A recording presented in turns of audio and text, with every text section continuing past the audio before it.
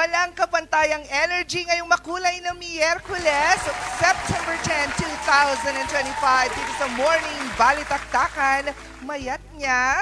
Mayat niya talaga. Parang ibang aura mo ngayon. Ay, may baba? Oo, kasi parang narinig ko kanina yung tawa mo kahapon. Parang death ko siya mapakinggan ngayon. Yun. Wala, nakakahiya. Oo, parang hindi pa ako naka-move on sa SpongeBob laugh mo. Oo. Ay, hindi ko alam na yun yung tawa ko. Ngayon ko lang na... Ngayon mo lang na-realize? Oo, na ganun pala yung tawa ko. Kaya pala Oo. nababad trip ang nanay ko pag naririnig na ako. Thanks to Morning Balitaktakan, now you know. Now I know. Ayan, lakas maka-energy talaga ng iyong pagtawa sa umaga. Nakakagising naman sa ating mga Morning Balitaktakan friends out there who are watching right now. At dahil nanonood na rin lang naman na kayo, do not forget to follow ang ating mga social media accounts. Meron po tayo sa Facebook, TikTok, Instagram, X at YouTube. Meron din po tayong official Facebook page, Morning Balitaktakan, para sa mga magaganda at makukulay na mga episodes natin in the past. Of course, pwede niyo rin po kaming makasama kapag kayo pa ay nasa naka-mounting view satellite sa inyong mga telebisyon. Nasa channel 10 lang po kami. At kapag hindi niyo naman po kami nahahanap, nako, iriskan-riskan niyo lang po ang inyong mga digiboxes at hanapin ng RNG Luzon Channel. Chirula Bells, maganda na naman ang sikat ng araw, mga ka-MB. Pagkagising mo ba ng umaga, anong una mong naisip? Matulog ulit. Chara! Pareho tayo. Oo. Alam mo, nag-alarm na yung phone ko. Tapos parang sabi ko, I think I need to go back to sleep. Yeah. Because you wake me up when? September 8. Hindi totoo. Sa katapusan pa. Ang 4 a.m. ang unang-unang ang unang Alarm mo. Tapos, Kailan siya natitigil talaga? hindi, hanggang sa ano? Oo.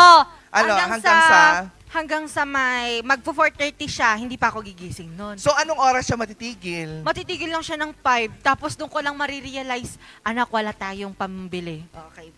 So you need to get up by 5 a.m. na. Ay nako, mas lalo na namang magiging masaya ang paggising nyo ng maaga dahil mas pinalakas na signal sa ating telebisyon. Nako, malapit na yan para sa RNG Luzon. Ba? Siyempre, dapat alas 5 pa lang, energetic ka lang. Open ka kaagad ng telebisyon. Sabi na, hoy, nandiyan na! Malakas na! Ang signal ng RNG Luzon. Diba? Aabangan ko na ang Morning Balitaktakan. Ganon. Diba? Makikita tayo agad. Yes naman. Nang malinaw na malinaw kahit Oo. nasaan ka man. Pati yung mga pores namin ni Miss Angelica, for makikita. sure, makikita nyo talaga. Actually, may mga kwan dyan workers. Nagmimina Under sila dyan. construction pa sila, kaya pasensya na po. Tama. Grabe yung pagtatrabaho ng mga yan sa mukha natin. Hindi natin alam. Sila talaga ang nagbubukas ng mga pores natin sa mukha. Sabi ko nga, they are mining your face.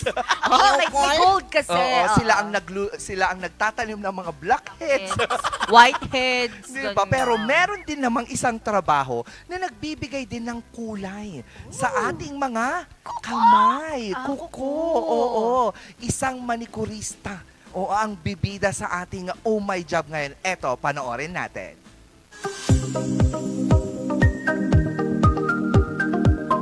Sa bawat kilos ng kamay, sa bawat haplos ng kuko, may kwento ng tiyaga, sining at sakripisyo.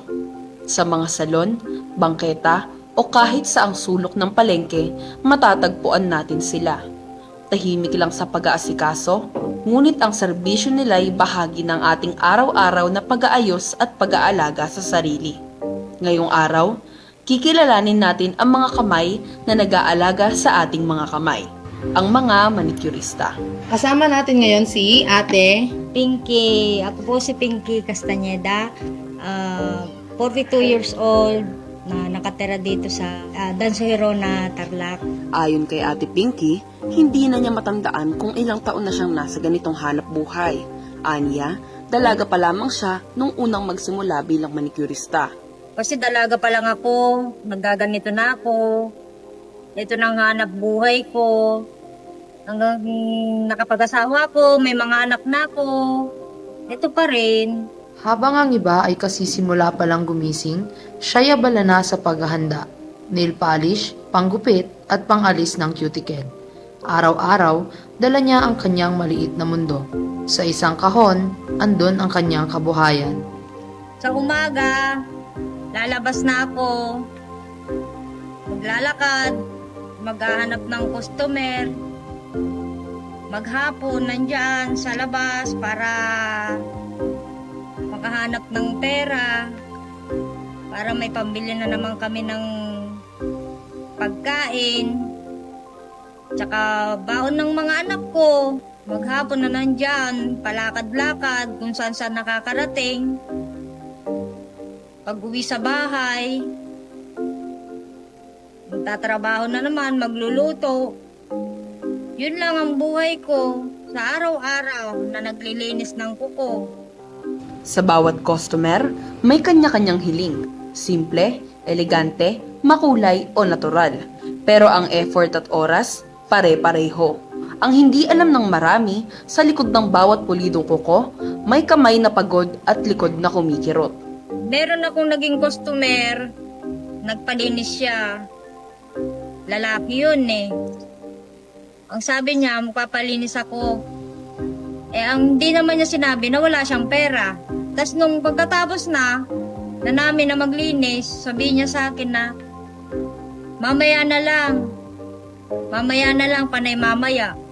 Ano pang gagawin ko? Di tatanggapin ko na lang kasi wala naman din na siyang pera, hindi naman makakabayad. Hindi palaging may kliyente. Minsan, buong araw nakaupo lang at naghihintay. Minsan naman, sunod-sunod.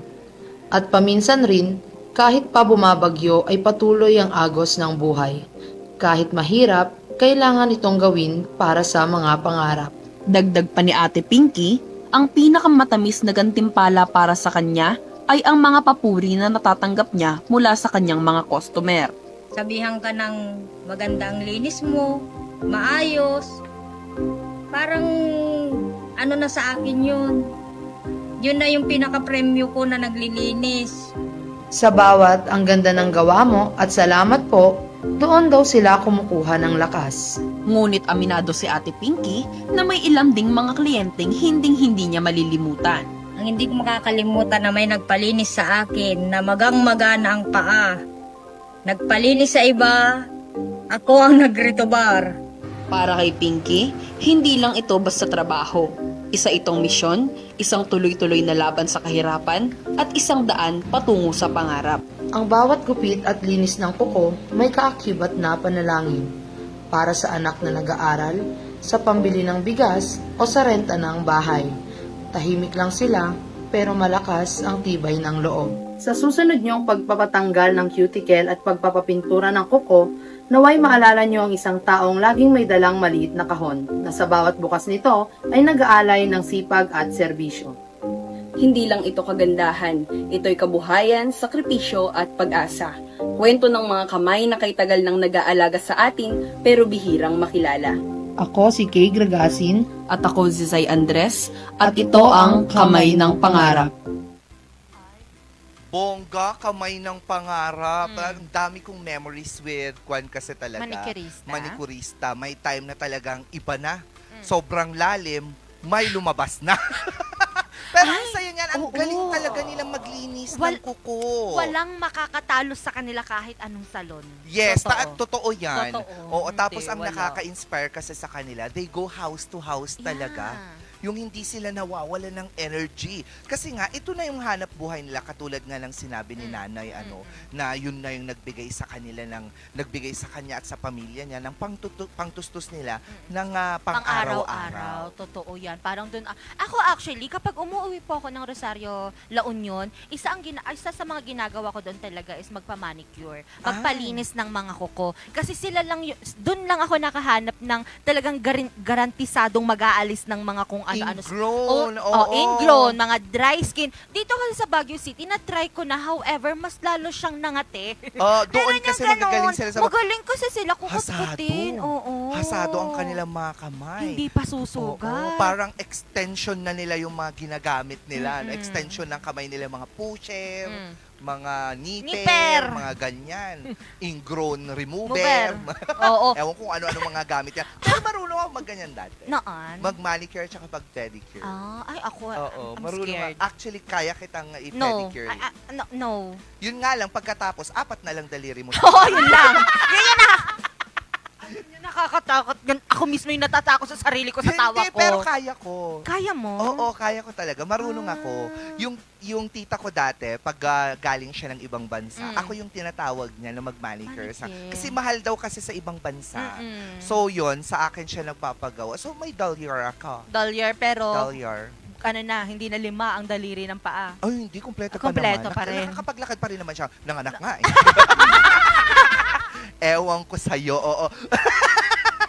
Pero 'di ba, sabi ko nga kanina sa mga manikurista na nag-house to house, grabe yung energy nila Yes. na everyday hindi talaga sila nawawalan nito. Lalo na't naglalakad pa sila as in home service kasi. Tsaka isipin na natin na dun sa probinsya, ang init tirik na tirik yung Oo. araw. At saka Oo. pagpunta nila doon, ang nag-book lang naman isa. Oo. Pero pagdating nila doon, 5 Lima. na ang nakapila, 10 ang nakapila. Saan ba nila nakukuha yung energy na yan? Umiinom ba silang cuticle remover? Oh, hindi, Ay, hindi, ba, hindi ba? naman. Ay, sorry, yung oo. pink yun eh. Yung pink, oh.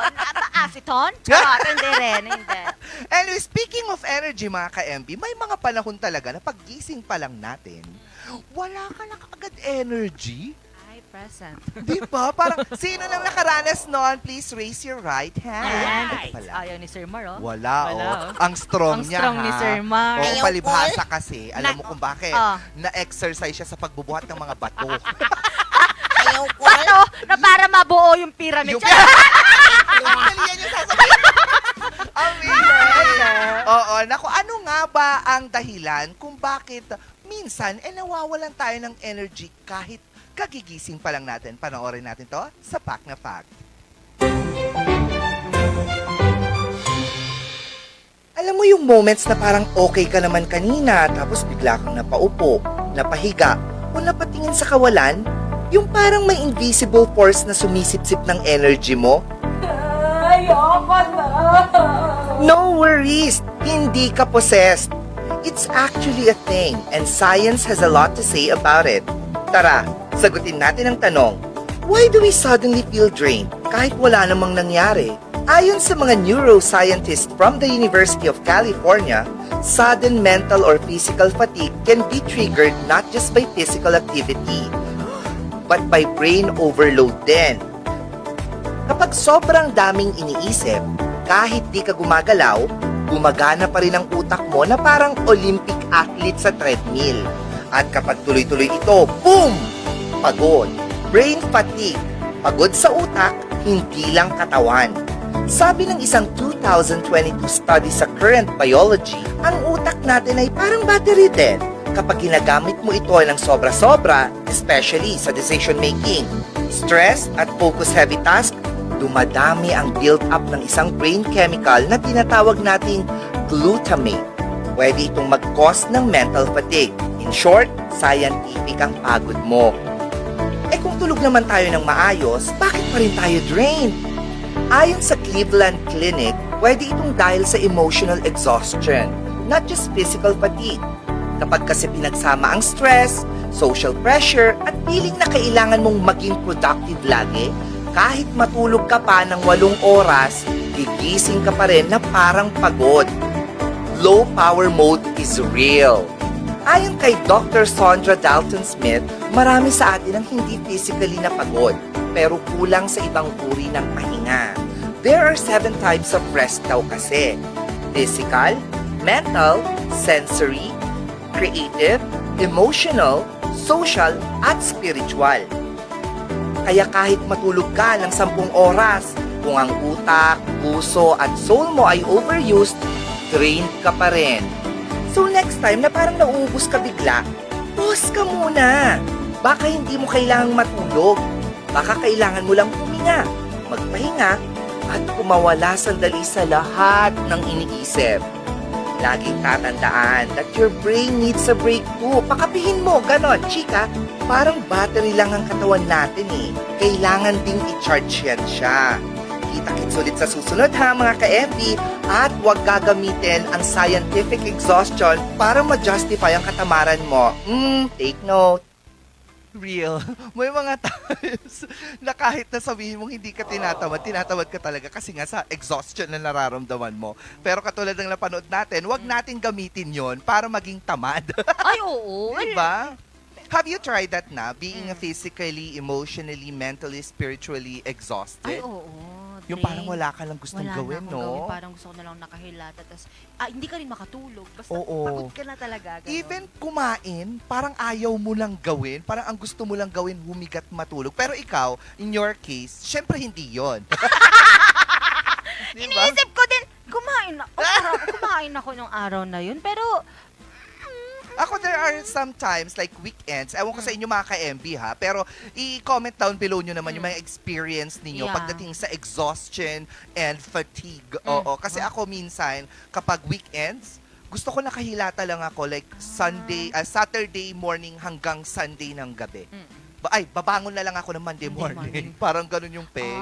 meron yung time Oo. talaga. Pero sa akin kasi hindi talaga siya pwedeng. Hindi ako nasanay na kapag weekends, wala akong gagawin. Oo, sa bagay, meron din yes. naman talaga yung times na talagang sa sobrang dami mong ginawa for the whole week, talagang parang feeling mo na lang talaga deserve mo lahat. Ang Oo, magpahinga. Magpahinga. True labels. Well, anyway mga ka-MB, tandaan lang natin na mag-pause ka muna at huminga. Dahil nakakatulong ito para maisaayos din ang takbo at sirkulasyon ng buhay mo sa loob at labas ng iyong katawan. Totoo yan. The circulation Vision of your life. life. Oo, sabi nga sa kanta sa Lion King, What- the ano? circulation of life. Diba? Alam mo yun Ay, hindi, siya. napanood ko yung, Yun yung kanta niya. yung Lion King, Oo, si the Zamba. circulation of Vision of life, life. yung title. Oh, Alam mo yun, napanood mo na ba yun? hindi pa. Kaya naman pala hindi ka nag-react. Circle of life kasi yun! Kakaloka ka. At ang masarap din gawin, paminsan-minsan mga ka-MP, yung umata ka rin ng umata. Pero iwasan din naman natin yung unhealthy. Speaking of unhealthy food, mga ka-MP, meron nga ipinapasa ngayon na ordinansa sa pagbaban ng mga unhealthy foods, lalong-lalo na sa mga malapit sa mga paaralan. Oo, kaya naman, eto ang ating katanungan sa Balitaktakan.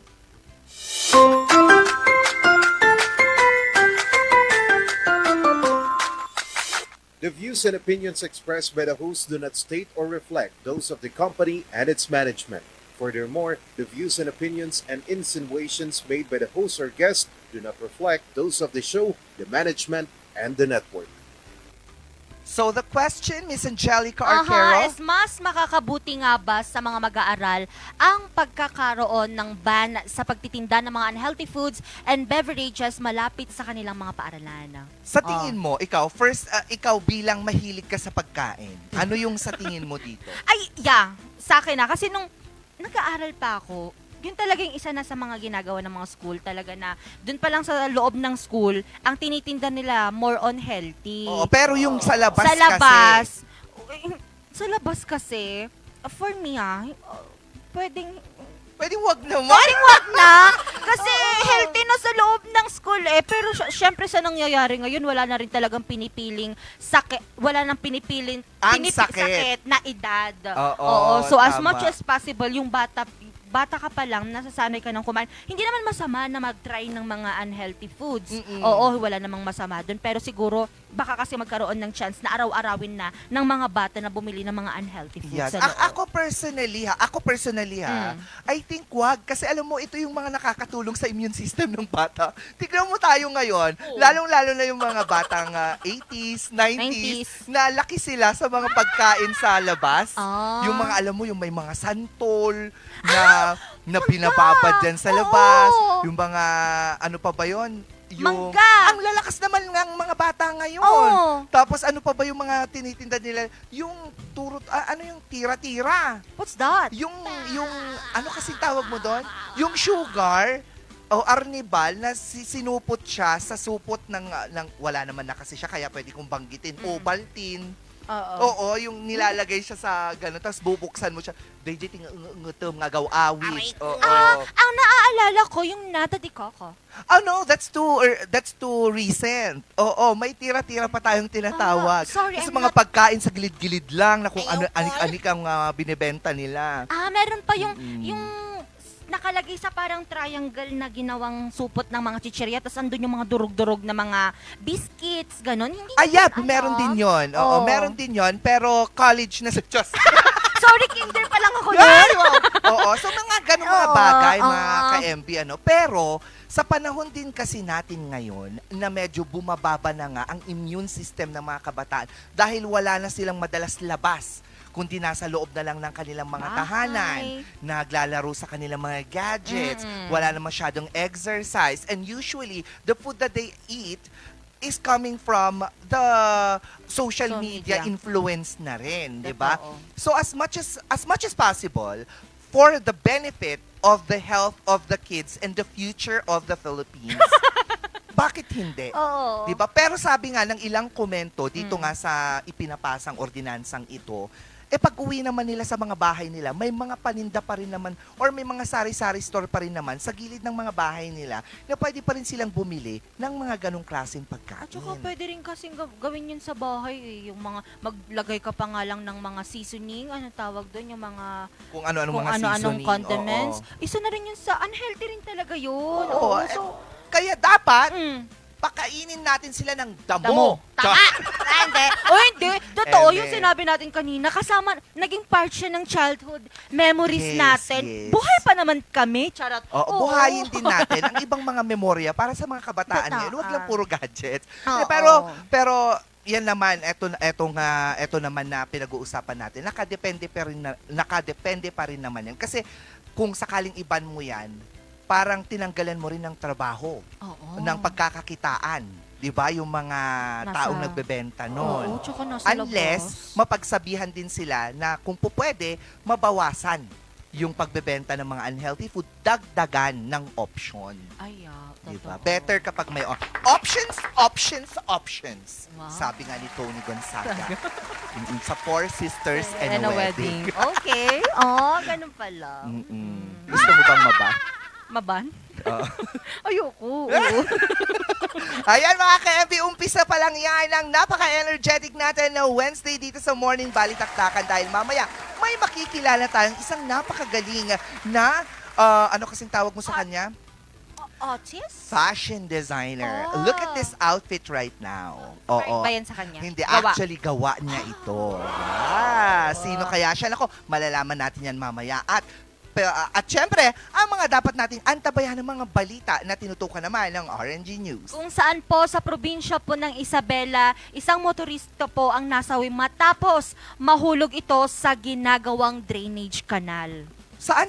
Sa Isabela. Really? Oo, at hindi lang po yan mga ka-MB dahil po doon na, hindi na siya Hindi dito. na dito nga. Oo, Doon po nga. sa bayan ng La Trinidad Benguet, nako, binahanan naman po sila dahil sa malakas na ulan, nagmistulang parang waterfalls yung isang Oh my gosh, I barangay saw doon. that. Di ba? You I saw saw it? that. Oh, di ba? It was so strong, the current is. Wow. It was so scary. Anong color ng water? Brown. Brown.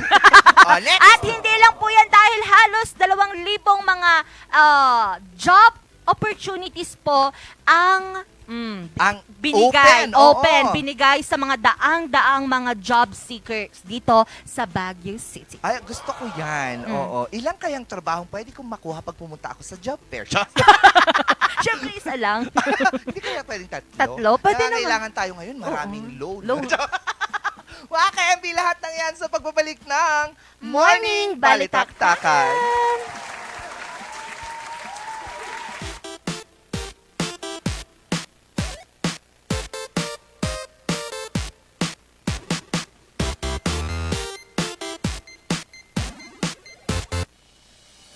Ang bahaging ito ay hatid sa inyo ng Puerto de San Juan Beach Resort Hotel and Residences.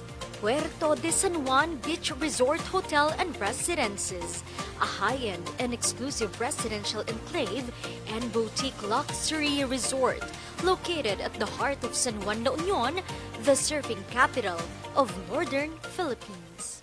Ang bahaging ito ay hatid sa inyo ng 2.28 Cafe, located at Ridgewood Hotel Mabuhay Accommodation at 17 Julian Felipe Street, Barangay Luwalhati, Baguio City.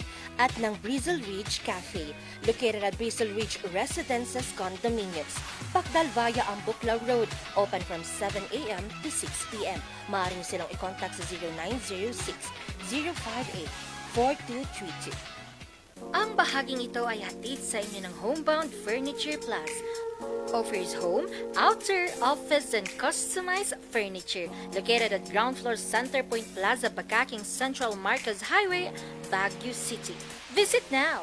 Sabi Healthy Habits para sa Healthy Pilipinas. Galaw-galaw, baka ma-stroke. Like, bike, jog, jump, rope. I'm so kumain ng sapat, dapat balance. Kahit pinggang Pinoy, malami. There you have it. Isa sa 7 Healthy Habits. Sundin! Do it na yan. Kalusugan ay unahin at mga nahin ng mamamayan ay Healthy Pilipinas. Malakas sa magandang bukas. Ang bawat Pilipino sa mundo. Sa ulan ng mapitong ito. Sa Healthy Habits ko na to. Move more. Eat right. Be clean. Live sustainably. Get vaccinated. Don't smoke. Lessen alcohol. Say no to drugs. Care for yourself. Care for others. Practice safe sex. Do no harm. Put safety first. Do it na yan para sa Healthy Pilipinas. Bulok, maliliit at hindi ba malusog ang inyong mga halaman? Omega Green ang kasagutan. Ihalo lang ang 2 kutsara nito sa isang maliit na container at kaunting tubig. Pagkatapos ay ihalo sa knapsack sprayer at pwede na itong spray sa mga pananim. Meron itong nitrogen, phosphorus, magnesium, copper at zinc na tumutulong sa pagpapaganda at pagpapabilis ng tubo, pagpapanatili ng nutrisyon, mas malagong mga dahon at panlaban sa mga sakit ng mga halaman. Hindi rin ito nakasasama sa kapaligiran. Pwede rin ito sa kahit anong klase ng halaman, mapa-highland crops o lowland crops. Omega Green by Encam Agri-Marketing, the ultimate friend of farmers.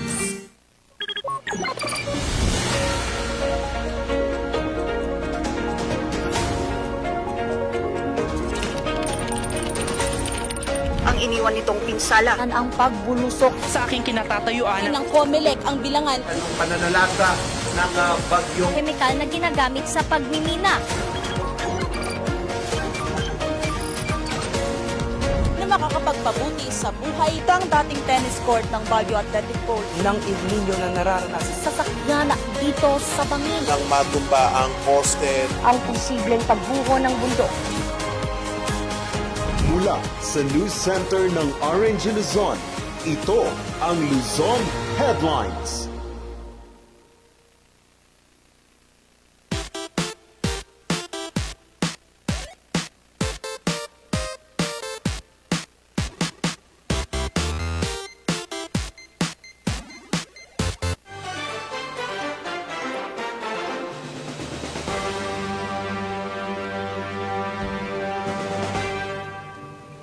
September 10, 2025, narito ang mga balitang nakalap ng RNG News. Nasawi ang isang motorista matapos mahulog sa ginagawang drainage canal. Magbabalita Cesar Galas. Nakahandusay ang lalaking ito sa isang kanal habang nasa tabi naman niya ang kanyang motorsiklo sa Barangay Divisoria Norte, Mandela, Quirino, pasado alas 5 ng umaga noong Linggo, September 7. Ang biktima ay isang 37 anyos na construction worker na residente ng Barangay Mapalad, San Agustin, Isabela. Papunta po siya ng Mandela, Quirino, ay nabangga niya yung barikada na humaharang dun sa naputol na daan na ginagawan po ng box culvert na dalawian ng tubig, sir. Nabangga niya po yung signage.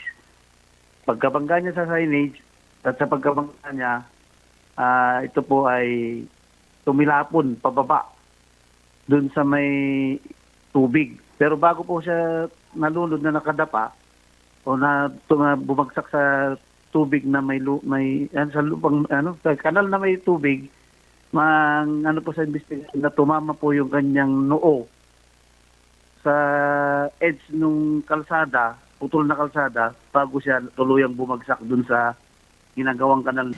Sinubukan pang itakbo sa pagamutan ng biktima pero idineklara na siyang dead on arrival. Lumabas naman sa investigasyon na lasing ang biktima at bago pa ang pangyayari ay sumemplang na din umano siya sa kanyang motorsiklo sa bayan ng San Agustin. Ayon sa mga pulis, bibisitahin sana ng biktima ang kanyang misis na nakatira sa bayan ng Madela, Quirino. Kompleto naman umano sa barikada ang ginagawang kanal. Cesar Galasi, RNG News. Muling binaha ang Barangay Pico, Lower Bayabas sa bayan ng La Trinidad Benguet dahil yan sa pag-uulang naranasan sa lugar. Magbabalita Vanessa Bugto.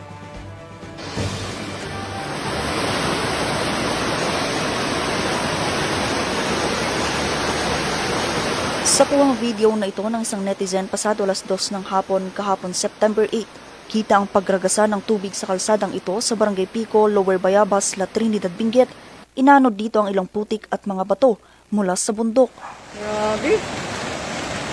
Sa isa pang videong kuha ng isang residente, halos hindi na madaanan ang parte ng kalsadang ito. Matapos ang pag-uulan kahapon, abala ngayong araw September 9 sina Gabriel sa pagtanggal ng putik na pumasok sa kanilang bahay. Anya hindi lang daw ito ang unang pagkakataon na binaha sila, kaya naman para makasiguro, naglagay na sila ng trapal sa kanilang gate mismo. Sabi mo na kahit isang oras or minsan nga 30 minutes pero pag malakas yung ulan, malakas yung daloy ng tubig dito. Kasi lahat ng kwan, kasi yun nga, mayroon kasi subdivision sa taas tapos lahat ng tubig. Kasi nga dumalan na rito yung ito yung road, so nga kwan. Kanya kaya di kwan, di kanal dito. So nga ito yung kwan, mapapandida no. Isa rin sa mga naperwisyo sa baha ang 35 anyos na si Joel matapos tangayin ng tubig baha ang kanyang motorsiklo. Pero maliban dito kinababahala niya na baka namang oras posibleng matumba na ang poste ng kuryenteng ito sa gilid ng kalsada. Ito ma'am, delikado na rin ito ma'am, yung poste na ito. Kasi pagkuhan baka makakuha na rin yan. Guguho na rin kasi konti na yung lupa niya. Dito sa kanal na ito dumadaan ang tubig at putik na ayon sa ilang mga residente ay nagmumula sa isang konstruksyon na ginagawa sa taas. Kung titignan ay may mga malalaking tipak rin ng bato na kanilang pinangangambahan na kapag magtutuloy-tuloy pa ito ay hindi lamang ang kanilang daanan ang masisira kundi maging ang kanilang mga ari-arian. Ayon sa barangay, bagamat may kanal sa lugar, tila hindi raw nito kaya ang tubig na nagmumula sa bundok, lalo na kapag sobrang lakas na ng ulan. Kaya yung pathway doon nawala, na-wash out. Yun, doon nanggaling yung mga putik at saka yung mga malalaking bato.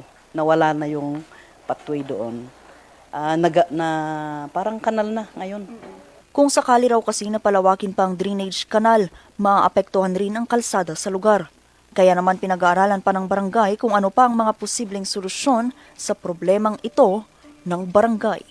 Vanessa Bugtong, RNG News.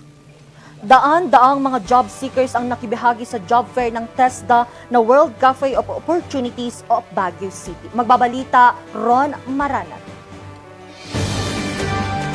2 buwan na ang nakakaraan ng magpaso ang kontrata ni Chloe bilang isang HR staff. Kaya naman sa ngayon, problemado ito kung paano niya matutustusan ang pag-aaral ng kanyang anak sa kolehiyo. Bagamat computer-related ang natapos na kurso, wala naman siyang mahanap na trabahong akma sa natapos nitong kurso. Ang naging pinaka-first professional job ko naman na experience is being an administrative assistant sa isang ESL company. Yun po. So, hindi siya related sa course na graduate ko. Pero sa hirap ng buhay at mga bayarin, napilitan itong pasukin anumang trabaho na may kaugnay sa computer.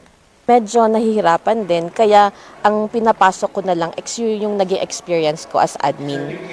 Ang ina-plan ko po dito is accounting admin staff, which is tinanong ko kung pwede ako.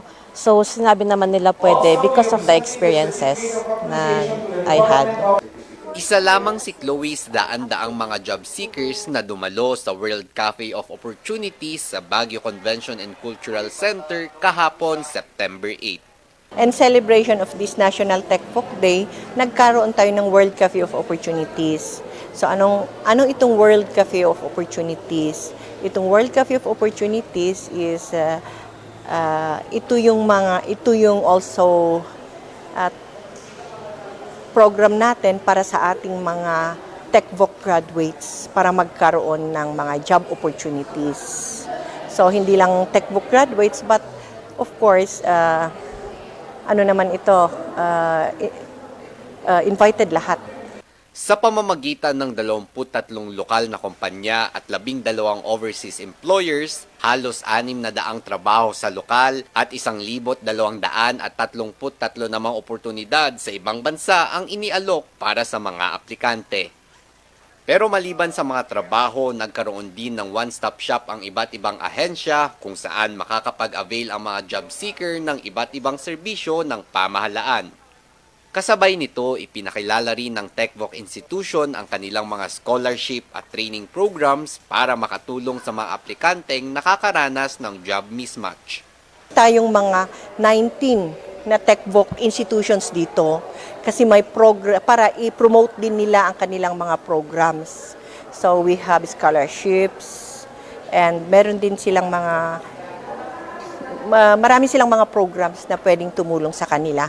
Kung yun ang sabi mo kanina na kung may job mismatch, at least magti-train sila. Oo.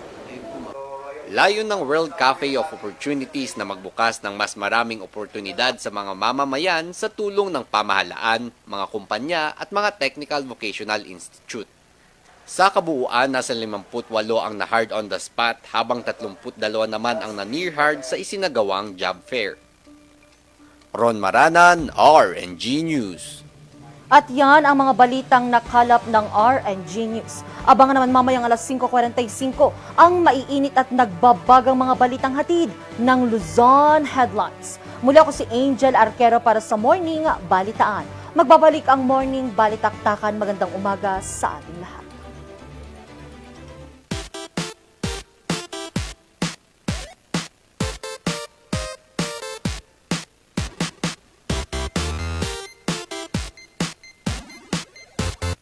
Bahaging ito ay hatid sa inyo ng Pongtao Dashcam Supplier, located at Longlong, La Trinidad, Benguet. Pongtao, para sa mga kailangan ng inyong sasakyan. Ang bahaging ito ay hatid sa inyo ng Bases Conversion and Development Authority, a prime mover of national development. We transform former military bases and properties into premier centers of economic growth. Surf to Sawa with the most affordable prepaid fiber to home, powered by Converge.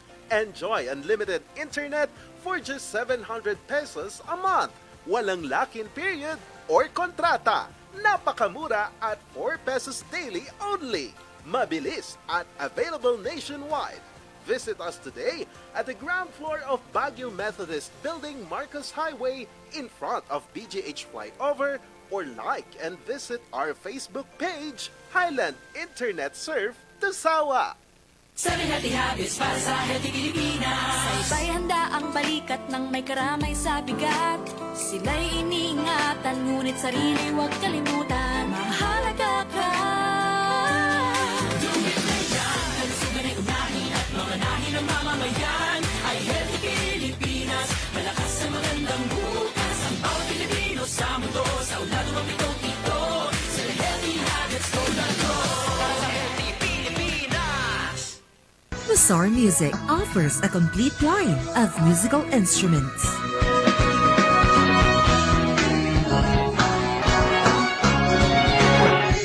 Mazar Music, Baguio's pioneer in online music and art lessons.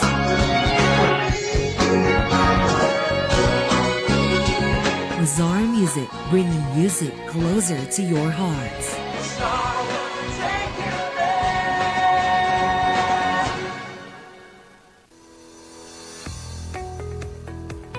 Looking for a place to stay in Baguio City?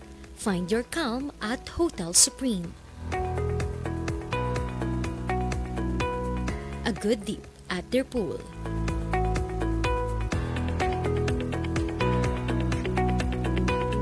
Clean and comfortable rooms with a view.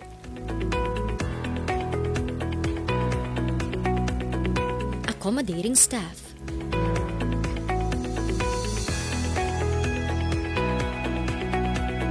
You can also enjoy a sip of coffee at their coffee shop. Good food for a good mood at their restaurants.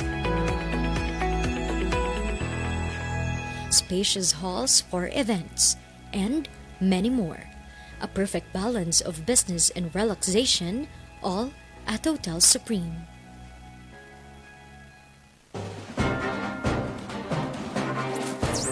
Magandang tanghali sa ating lahat at welcome ho dito sa ating programang Hotspot ngayong ika-15 ng PDEA at pati na rin ng PNP. Babantayan dito ay yung talagang mga aftershock. Charles Nicolimon, magandang tanghali po sa ating lahat.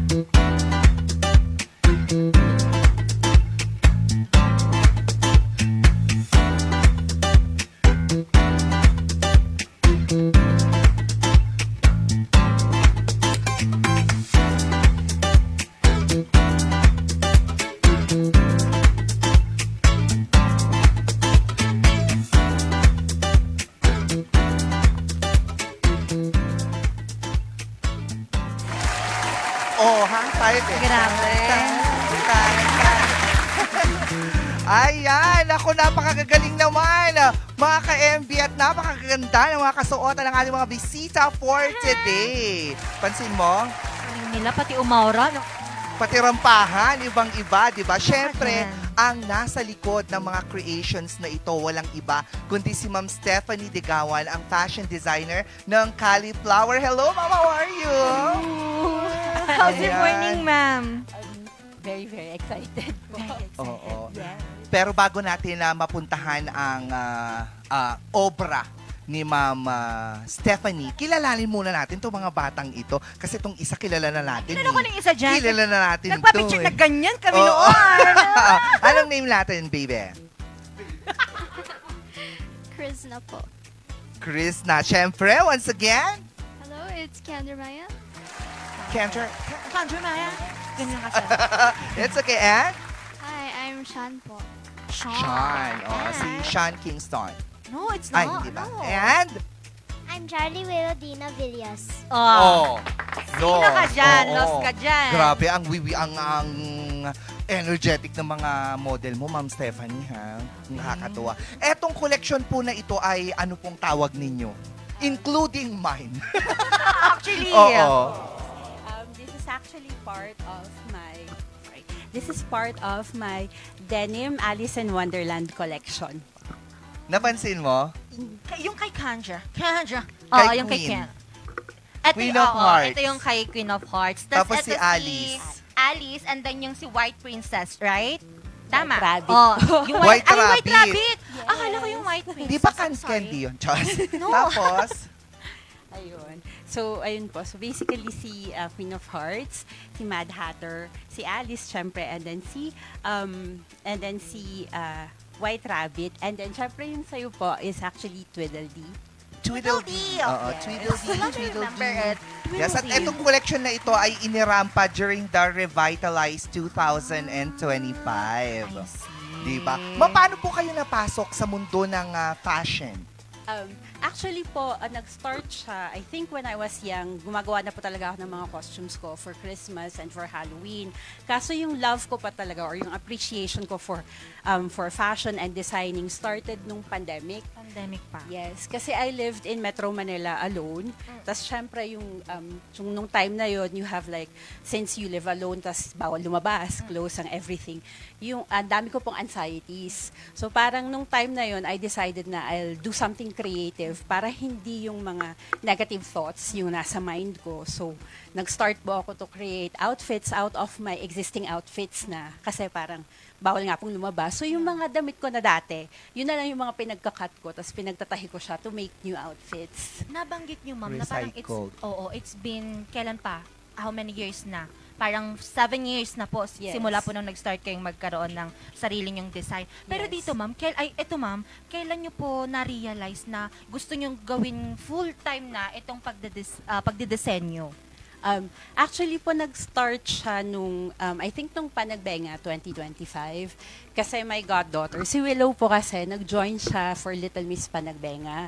So I made a few of her outfits and then natuwa naman po kasi yung mga audience nun and the other parents. So ayun, nagkaroon na po ako ng mga contact. And then eventually na-contact po ako ng MCPT, nung modeling agency nila to create the outfit. So ganun po nag-start. Paano nyo po masasabi or ano po yung sa tingin ninyo, yung style po ninyo sa pagsa-fashion design? Well, usually po my style, as much as possible, I want it to be wearable. At least, ayun nga, hindi siya nagsa-stand out. It blends in, but then at the same time, it's also memorable or it's also a showstopper. So if you noticed, yung mga tops nila, it's basically a normal design, pero I wanted na, ayun nga, it would still stand out or people would still notice them, kaya yung mga tutu skirts. Parang ang colorful. hirap. Opo, ang hirap po magkaroon ng halos iba't iba yung disenyo from top to bottom. Saan po kayo kumukuha, ma'am, ng inspiration dito? Well, usually sa mga movies or sa books, usually fictional characters. So I think also it helps when I met all of them kasi they're so young and they're so youthful. So parang, let's do Alice in Wonderland. So depende din po kasi sa mga models. So I think nung na-meet ko sila, ayun nga po, parang nakakatuwa kasi napaka-youthful and napaka-unique nila. So from there, I realized na bagay sa kanila yung Alice in Wonderland na TV.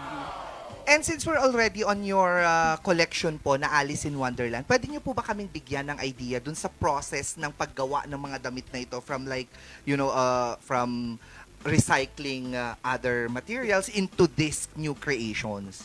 Okay. So yung mga denims po, actually originally pants and mga jeans at saka mga coat na puro maong or denim. So pinagka-cut ko pa sila into squares or half circles like yung suot po ni Miss Bea or etong suot ko ngayon, it's also half circles. So pinagka-cut ko po sila and then from there, inisip ko na po kung ano yung style or at least ano yung personality ng magsusuot.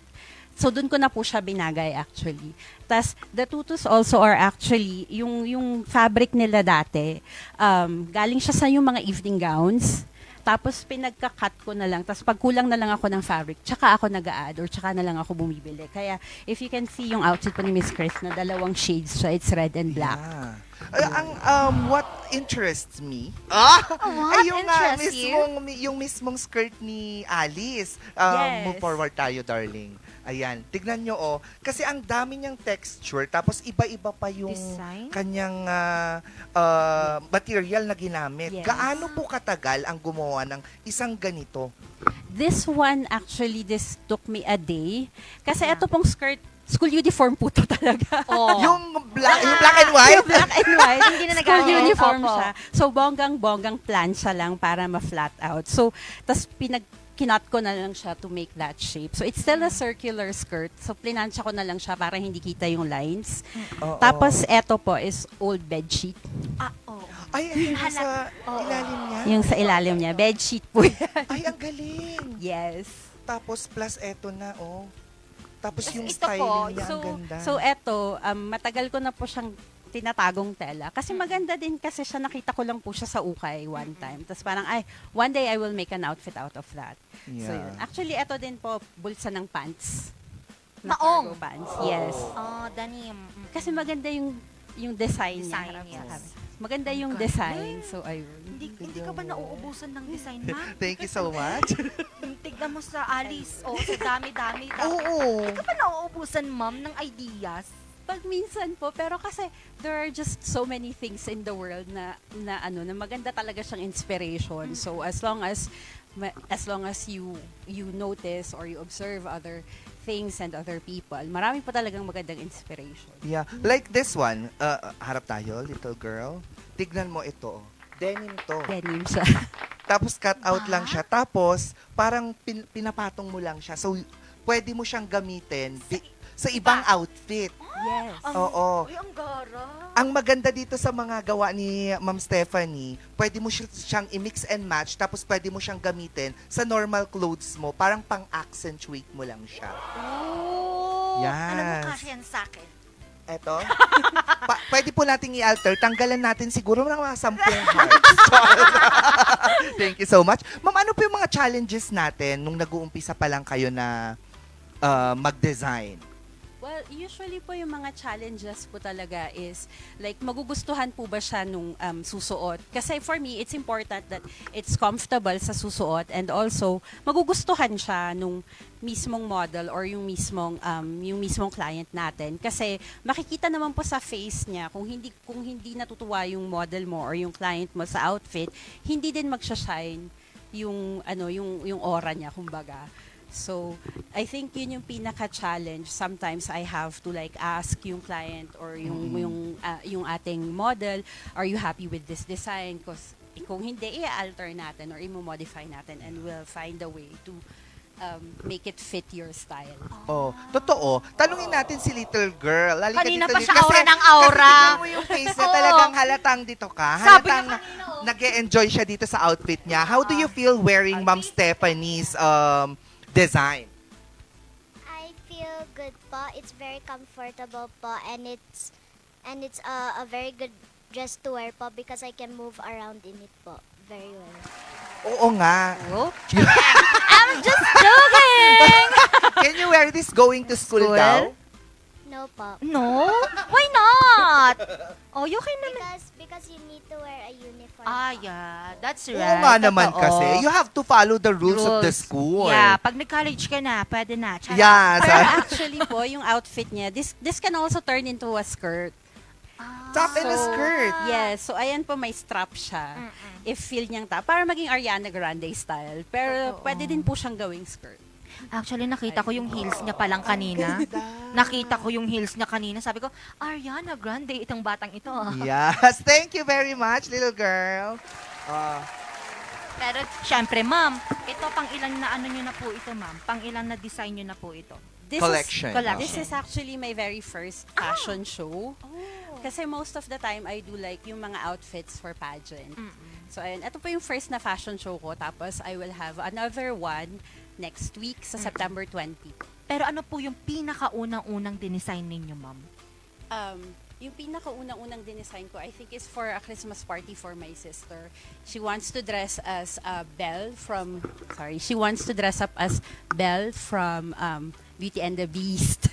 So, challenging po kasi din yun kasi syempre nasa Baguio City tayo, so yung mga materials, it's very hard to come by. So, ayun, kung ano lang po yung kasi we only have like 1 or 2 shops here in Baguio City. So, whatever they have, you have to make do. And you really have to be creative. Yun. Saan niyo po nakikita yung design na thoughts ninyo or yung design journey ninyo? Well, hopefully po kasi I think I still have a lot of things to learn.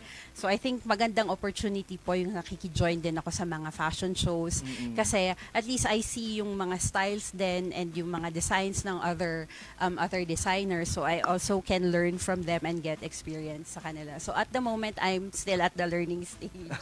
Totoo din. Pero tanungin natin si Kendra. Kendra Maya. Yes. Since madalas natin kasi siyang nakikita sa mga fashion shows, how different it is wearing cauliflower's designs? It's very unique, actually. Like you said earlier, I feel very more me. It's very me. I like how you gave me the clothes based on my personality, based on my style. I really, really. It's so.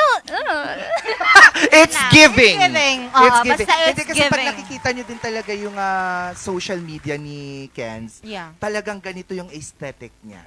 Oo, yung very playful, very colorful. Yeah, I got ya, right, girl?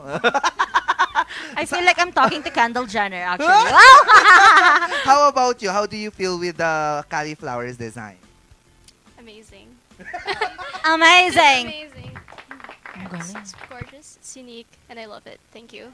Yeah, very, very unique nga naman talaga. At sa tingin nyo po ba, ma'am, in the near future, mag-i-evolve itong ganitong klase ng pagde-design natin? We're not just gonna be using recycled materials na. Well, as much as possible po, I would still want to use recycled materials because, again, marami pong mga outfits dyan who needs tender loving care or at least a second chance. And also kasi may mga fabric talaga, like for instance, denim, mahirap po kasi siyang ma-decompose. So, if pwede pa siyang gamitin, if pwede pa siyang i-upcycle, why not? Pero of course, I would still create outfits from new materials. But again, as much as possible, we also want to save the world. Yes. And ayun. So, and ma-incorporate produce pa rin ang recycling. Oo. Yung isang model natin, tanungin din natin si Alice. Do you think by wearing this kind of designs, ikaw din mismo maging designer in the future? Actually, ngayong bata pa po ako, I'm thinking to be a designer and a model at the same time po. Kasi, yung mami ko po, mahilig din po siya mag-design and she's helping Tita Steph po to create new clothes for us po. And yeah. Gusto din niya. Halos lahat na yata ngayon inspired na. Kasi alam mo dito sa Baguio City, it's a creative city nga siya. So there are a lot of designers na magkakaiba yung aesthetic nila. Although they're doing the same na nagre-recycle, mapapansin mo yung pagkakaiba nila sa bawat And masasabi mo, ito kay Ma'am Steph to. Ito, oo, Oo. halata. Diba? Sinong hindi ngayon lang ako nakakita ng ganitong, ang ganda pa lo. Diba? Oo, during the Revitalized Fashion Show nga, talagang pagkatingin mo pa lang ng kanyang collection, sabi, papaganon ka talaga. Ano? Oo. Sabi ko talaga, girl. Oo. Pero aside from etong pagde-design po ninyo, I heard that you also bake cookies. Yes. Yes, I actually bake cookies. Yan, nagbe-bake siya ng cookies. And at the same time, you're already selling these cookies as well. Yes po. Ito po ba yung pinang-memorienda niyo sa mga models? Yes.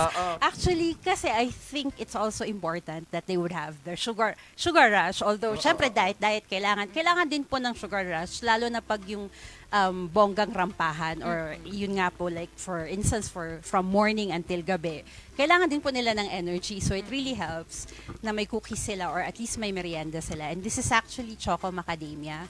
So, sugar rush talaga siya. Literal, oo. Naku, ayan. Ma'am Stephanie, ano pong mensahe natin sa mga nais din pong pasukin ang mundo ng pagde-design? At lalong-lalo na sa panahon natin na napakadami na rin ng kompetisyon. Well, yung pinaka-advice ko lang po is follow your dreams, follow your passion. So sometimes it's gonna be hard, but as long as you continue what you do and you love what you do, na hindi kayo nasa-stress, it's very important din po kasi for your mental health to be creative and to have an outlet. So ayun nga po, ang pinaka-importante is you have to love what you do and you have to follow your dreams. And one day, you will get the opportunity to showcase your designs and your creation. Saan po ba nila makikita itong mga designs po natin? And are these available? These are basically made to order po sila. At the moment, made to order. Kasi syempre, the outfits po are, some of them are already bought by the models. So, pero pwede ko naman pong i-recreate for you. And also, if you have like a particular style or a particular design, I can create it for you. Just message me po sa Facebook. Yung cauliflower. Facebook lang po. Sa Facebook lang po at the moment. Ayun. Tama, alam mo, pag pumupunta ka sa fashion show, bumili ka din. Ito nga, straight from the runway. Yes. I Diba? like that. Sabi kong gano'n na, binenta talaga sa akin, bakla. Wala, Binili ko talaga I really sa hope, mga- ma'am, mabdamitan mo din ako someday. Yes. Kasi trip na Oo. trip ko Gusto talaga. ko yung retaso lang talaga. Parang feeling ko, oo. Bagay mo ang mga ganito din. Yeah, ang cute Oo. nung orange. Yeah. Any message din para sa mga models out there? You pass on that. A message to the fellow young models. Well, actually, I'm a beginner in modeling, so I want to inspire others and I want to encourage others to start their modeling career because it's really fun and this is where you can boost your confidence. Hello, it's me again. Sorry. Anyways, don't forget to be yourself, be authentic, because authenticity is what makes you shine on the runway or in the photo shoot. Yeah. Yeah, thank you. Sorry. Question is? Message, just your message. My message for the young model out here, just be yourself and never change yourself kasi pag nag-change ka and then you don't know what to do na, parang hindi mo na magbibigay yung best mo for the modeling career that you are boosting. And yeah. Ang little girl naman, si baby girl. For all of the young models out there, my advice is to never give up on your dreams, because if you never give up on your dreams, you will achieve them in a way of having more confidence and hard work. In a way. Miss Baguio 2038. Gigigil ako sa mga batang ito. Galing Pag nila. English nila, ibang-iba. Iba pa yung aura at laglakad nila. Iba pa yung Q&A. Yes, oo. Thank you so much once again, Ma'am Stephanie Degawan of Cauliflower Creations. Once again, the creation of Ma'am Stephanie Degawan. Degawan, rather. oh, ma'am. Diba nakakatuwa? Oo. Pero baka may gusto ka namang batiin din. Yeah, oo. Do you want to greet anyone? Well, hello family. And also you can watch me po or you can watch my new collection sa Baguio Vogue on September 20 sa Convention Center. Yun lang. Ay, kailan yun? Sa September 20 po. Anong klaseng fashion show ito? It's Cordillera po. Vogue. Baguio Vogue. Oh! Baguio Vogue. Yes. Yung gumaganon-ganon sila, tapos magde-death drop. Diba? Once again, mga ka-MB, yan po ang ating napaka-energetic na Wednesday morning dito sa Morning Balitaktakan. Pero bago tayo magtapos, maraming salamat muli sa Pongtao Dashcam Supplier located at Longlong, La Trinidad, Benguet. Pongtao para sa mga kailangan ng inyong mga sasakyan. And ang Homebound Furniture Plus, a Baguio-based furniture showroom that offers home, outdoor office, and customized furniture Philgems accredited, free ocular inspection, free assembly at may minimal delivery charge. Homebound Furniture Plus is on a mission to make Baguio City even more beautiful. They are located at Pure Gold Building, Marcos Highway, Baguio City. We would also like to thank Puerto de San Juan, your premier beach resort and hotel destination in San Juan, La Union. Experience Puerto de San Juan. At ng Surf this hour with the most affordable prepaid fiber to home, powered by Converge. Bases Conversion and Development Authority, a prime mover of national development, we transform former military bases and properties into premier centers of economic growth. At ng 2.28 cafe located at Ridgewood Hotel Mabuhay Accommodation at 17 Julian Felipe Street, Barangay Luwalhati, Baguio City. Ganun din ang Bristol Ridge Cafe located at Bristol Ridge Residences Condominiums, Pagdalbayan, Buklaw Road, open from 7 a.m. to 6 p.m. You can contact them at 0906-0584-232. At eto na ang araw kung kailan tayo magbibigay ulit ng shoutout sa mga magbe-birthday. Belated happy birthday kay Jepoy Mayam ng Agno, Pangasinan. Belated happy birthday sa'yo. At syempre, happy birthday naman sa aking dear friend na si Adiel Joy Chorawan Basilan alias. Happy birthday sa'yo, girl. Pagpalain nawa ang iyong Luluwa! Happy birthday to you! Woo! Happy birthday, happy birthday, happy birthday to you. We would also like to greet a happy birthday kay Granville Raimundo, ang ating Mr. Tourism World Philippines 2025. Gayon din kay Jasper Ramos, happy birthday sa'yo. Of course, hindi napapahuli dyan ang kaibigan ko since high school, Kulasa. Kulasa. Hello, happy birthday. Once again, nakasama niyo naman nag-isang Bumbilya sa umaga, Miss Bea. At nakasama na rin yung Wednesday morning ang nag-iisang Chabebe Girl ng R&G, Miss Angel Arqueta.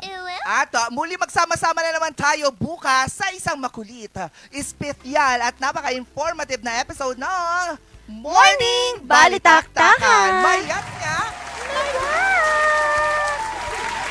Hi everyone! Hello po sa ating lahat. Enjoy your Wednesday!